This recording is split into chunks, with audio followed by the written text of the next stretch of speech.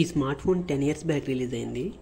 చూడటానికి మామూలుగానే ఉన్నా ఇది రెగ్యులర్ స్మార్ట్ ఫోన్ అయితే కాదు, అలానే ఓ పెద్ద రేర్ ఫోన్ కూడా ఏం కాదు. ఈ ఫోన్ బూట్ చేసేటప్పుడు మీకు అర్థమైంది ఎందుకు ఇలా అన్నాను.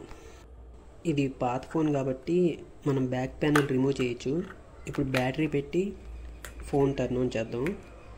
Battery capacity 2000 mAh. 2014-15 ఆ టైంలో ఇంతే ఉండేది బ్యాటరీ కెపాసిటీ యావరేజ్గా. ఇప్పుడు చూడండి, ఫస్ట్ మైక్రోమాక్స్లోకి వచ్చింది, ఆ తర్వాత ఆ లోగో గుర్తుపట్టారా, విండోస్. ఇది విండోస్ 8.1 మీద రన్ అవుతుంది. మీరు నోకియా లూమియా కానీ మైక్రోసాఫ్ట్ కానీ వాడుంటే ఈ ఫోన్ ఓఎస్ మీకు. ఈ ఫోన్ రిలీజ్ అయినప్పుడు 9000 అంత ఉంది, ఇప్పుడైతే 2500కి వచ్చింది.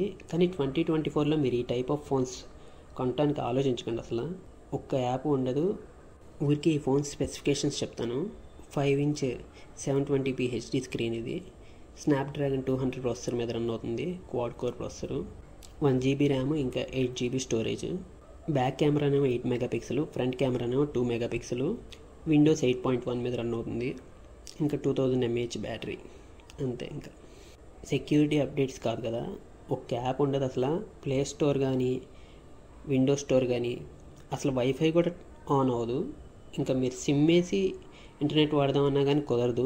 మరి రీజన్ అయితే ఏంటో తెలియదు, కానీ సర్వీసెస్ అన్నీ ఆపేశారు అసలు. ఎప్పుడు జస్ట్ కాల్ చేసుకోవడానికి వరకు అయితే పనికి వచ్చింది, ఏమన్నా 1-2 ఫోటోలు తీసుకోవడానికి అయితే, అంతేగాని ఇప్పుడు వాడటానికి అయితే ఈ ఫోన్స్ పనికిరావు.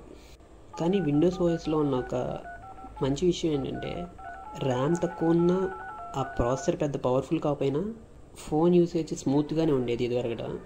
ఇప్పుడైనా కానీ ఇది 10 ఇయర్స్ బ్యాక్ రిలీజ్ అయినా కానీ ఇప్పటికీ స్మూత్గానే రన్ అవుతుంది ఫోను. అంటే ఏ యాప్స్ లేవులే రన్ చేయడానికి కూడా, కెమెరా కానీ జస్ట్ అవన్నీ మామూలుగానే రన్ అవుతుంది. ఇంకో విషయం ఏంటంటే, స్మార్ట్ ఫోన్లో వాయిస్ అసిస్టెంట్స్ ఉంటాయి కదా. ఆండ్రాయిడ్లో అయితే గూగుల్ అసిస్టెంట్, ఐఫోన్లో అయితే సిరి, విండోస్ ఫోన్లో అయితే కార్టోనా అని ఒకటి ఉండేది. అది చాలాసార్లు పనిచేసేది కాదు.